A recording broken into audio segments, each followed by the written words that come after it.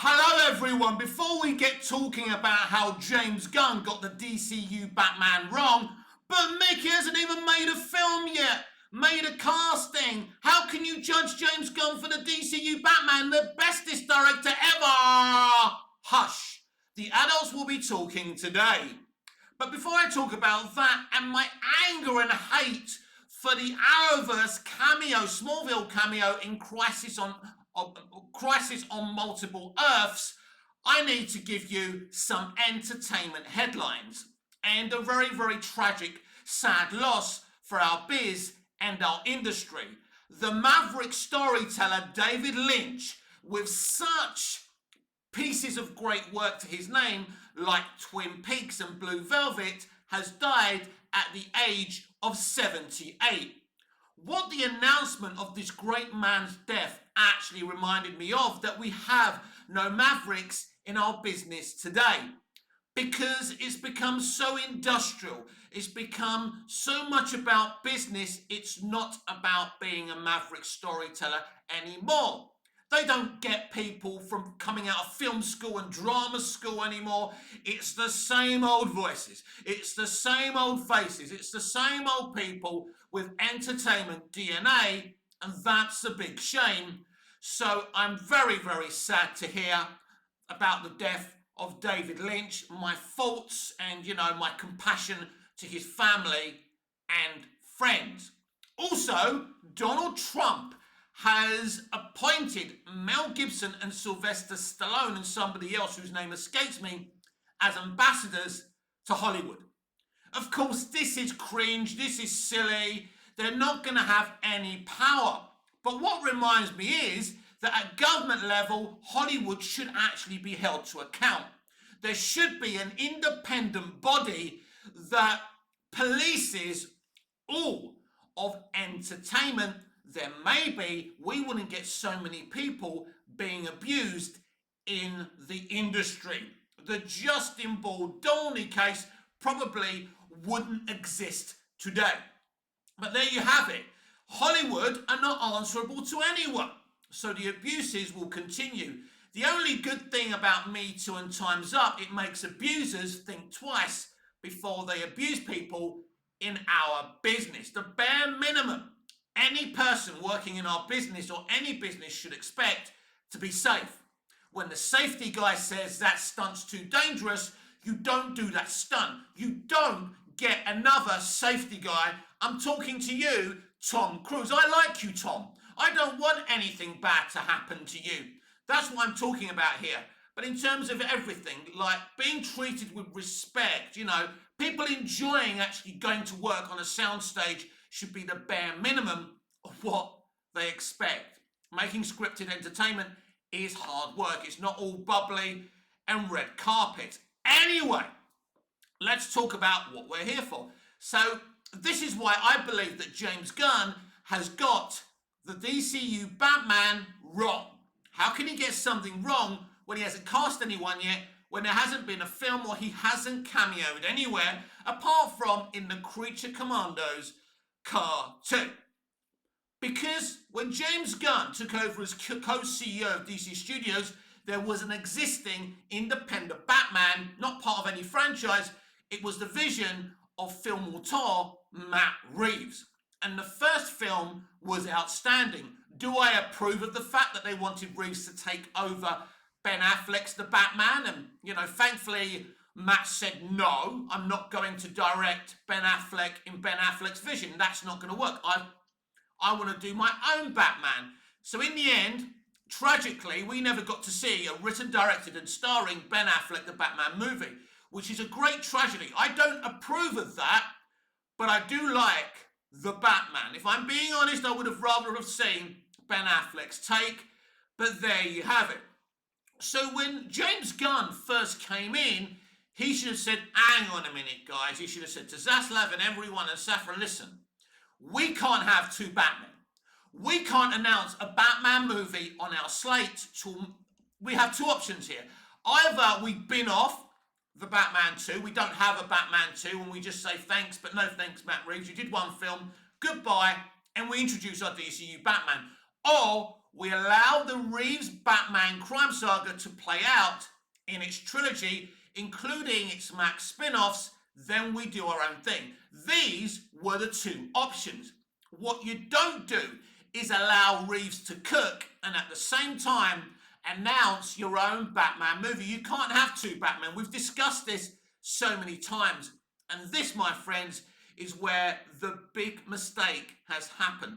Because once he announces Andy Muschietti to direct Brave and the Bold, as I said to you at the time and continue consistently saying to you, there was never going to be a Batman Brave and the Bold movie. That movie has never existed in any reality. You will never see Brave and the Bold directed by Andy Muschietti. You won't. It's not happening. If you search your souls, you know this to be true. And I know this to be true because I know the biz.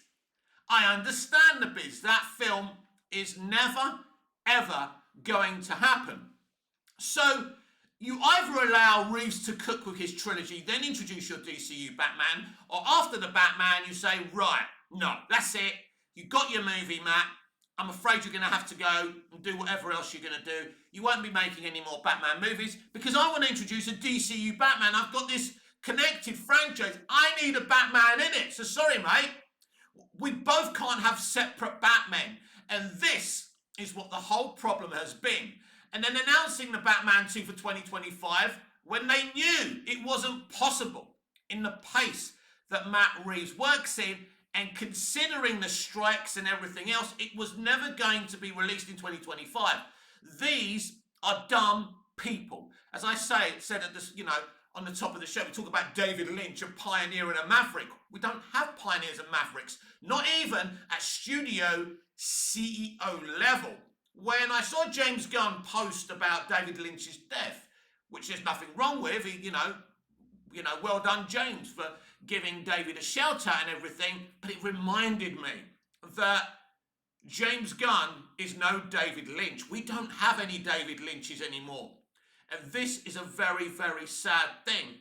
But beyond that, the decision making of allowing Reeves to make a Batman sequel, then announcing Brave and the Bold, these are dumb decisions. So now everyone's wondering. Now, the film pundit, or whatever you want to call him, Brandon Davis, has done a YouTube video why he wants Robert Pattinson to be the DCU Batman. But how can this work in any reality? I think Robert Pattinson would make a great DCU Batman. But Robert Pattinson, a guy who's working for Bon Hu, or however you say the brilliant director's name, who's working with auteurs, is not going to want to be trapped in the DCU and be the DCU Batman and cameo here and cameo there. That's not what Rob is going to want to do. We've discussed that before. It's not going to happen. In no reality is Rob Pattinson going to do that. So it's a non-starter, Brandon. But Brandon Davis is obsessed with franchises, right? That's the problem. He's a big MCU fan. It's not going to work. How can you have that Batman there become that Batman there? How does that work when James Gunn has always said he wants a fantastical Batman? You had your two options. Either wait for Matt's trilogy to be done or stop it. Stop it at the source after the first Batman film and then start cooking with your own Batman in the DCU. And if you wanted to say to Matt Reeves, look, Matt, we're not going to allow you to make any more of the Batman movies because we want to do our own Batman. But you know what? We like Robert Pattinson. We fancy him as our own Batman. I still don't think Rob does it. That's not the kind of actor Rob is anymore. He's tried to step outside of the reputation of Twilight and all of that. And he's not going to want to be part of a plastic franchise. It's never going to happen. And this is what James Gunn, Peter Safran, Zaslav, and everyone has got wrong. These were the two scenarios they should have looked at. But instead of doing that, they just, announced this Gods and Monsters Part 1 slate and announced the Batman film they never had any intention of making. And you're asking me to trust James Gunn and DC Studios. Now to my next rant.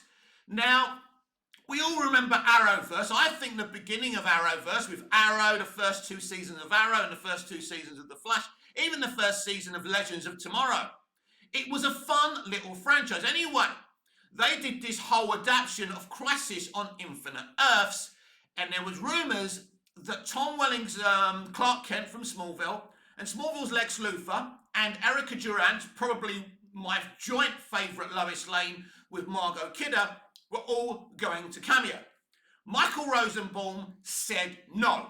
I'm so happy he said no, because I never trusted Greg Berlanti of Everything Arrowverse to do, a faithful cameo for Smallville. Now, they brought a couple of writers from Smallville to be involved with that, but in the end, it was an absolute betrayal, and here's why. They had Clark be a father to 2 daughters. He puts on the blue kryptonite ring and loses his powers. For selfish reasons, he gives up being Superman. And this is why I'm so angry about it. For me, it's Greg Berlanti fan fiction. The Smallville stuff in Crisis on Infinite Earths is not canon to me and never will be.